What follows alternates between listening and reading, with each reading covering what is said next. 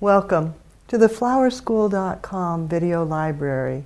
I'm Leanne Kessler, Director of the Floral Design Institute, here to share with you our latest segment. This time, how to use the beautiful poinsettia in a cut flower arrangement. Yes, they make great cut flowers. Let me show you how. There are so many varieties of the poinsettia available to us, from the traditional red to the deeper burgundies, to the fabulous Christmas rose with their ruffled petals and bracts. Oh, just love them. That it just seems shameful not to be able to enjoy them as a cut flower as well as a plant. But if you've ever cut a poinsettia, you've noticed that it has a white milky sap.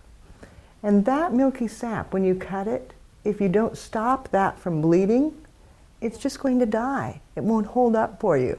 So the trick with using a poinsettia as a cut is once it has been cut, and I'm going to give it a fresh cut with a knife here, then you want to hold it over a flame and singe it, actually burn that end.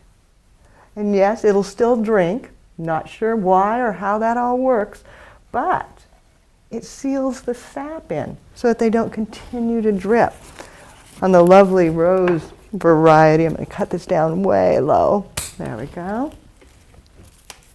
Removing the leaves. And yes, it just still burns and bleeds going up, but it doesn't seem to create the same problem as this bottom stem. It's the bottom cut where you've opened up the wound completely that needs to be singed.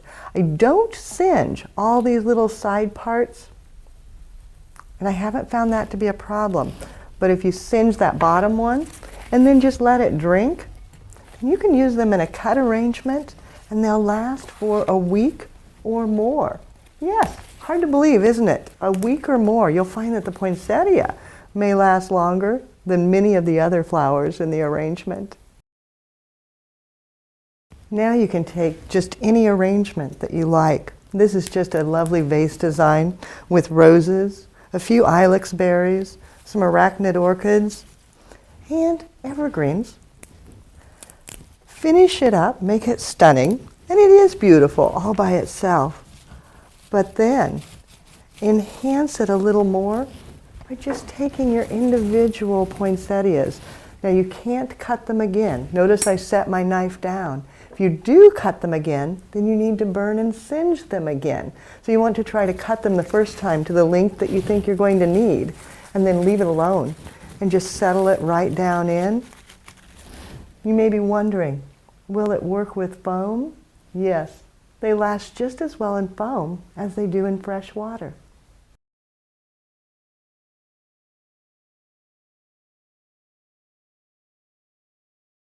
I like to mix the varieties rather than just doing the one, because they're all so gorgeous and they look so fabulous just nestled in with the flowers. Bringing some around to the back and remembering again not to cut them a second time. And then maybe turning it, looking to see where this little guy might go, and I'm going to nestle him right down here on the side. Grouping those two, and that'll be my focal area. And I've got one more. I'll bring it up over here. And then turning it, double checking that I filled in all the way around.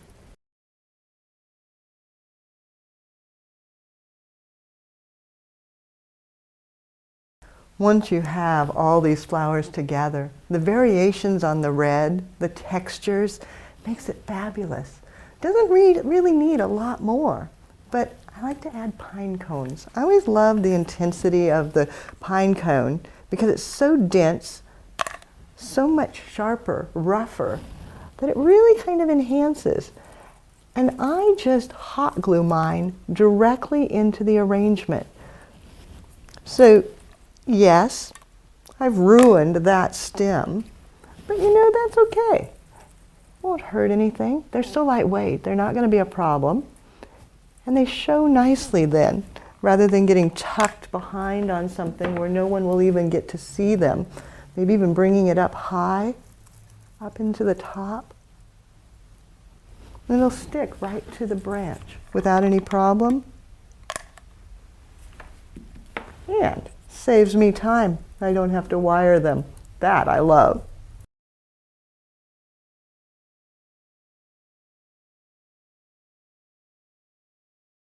Now that you see how easy it is to include a poinsettia in your fresh arrangements, you may be a little bit concerned, wondering about the poison, the toxicity. Are they going to hurt the pets like you've heard the rumors? And it's not true. Poinsettias are not poisonous. They will not hurt your pets. They will not harm your children. The Society of American Florists has done extensive research over the years, and they've never found any proof that there's toxicity. And in fact, the Poisindex, which is the resource center for the majority of the world's poison control centers, they have confirmed that it is not poisonous. And they did testing on it, and they found that a 50-pound child would actually have to ingest more than 1.25 pounds of poinsettia leaves, bracts, stems to even be sick. Now, 50-pound child, 1.25 pounds, how much is that? That's more than 500 to 600 individual leaves. Well, I must tell you, if I were to ingest 500 to 600 leaves, I'd probably get a stomach ache too. But we wouldn't die. It's not poisonous. So now you can go ahead and create a way and be relieved to know that it's okay. It's not going to cause any harm for the pets if they were to nibble on the arrangement at all. For more creative inspiration, check out our website, flowerschool.com. If you've got questions, you want to know a little more about this, don't hesitate to contact us. You can reach us at the phone number 1-800-819-8089, or if email is easier, feel free to use my personal email. It's Leanne, Leanne, at floraldesigninstitute.com. So get out there, grab some poinsettias, and singe away. Have fun, and do something you love.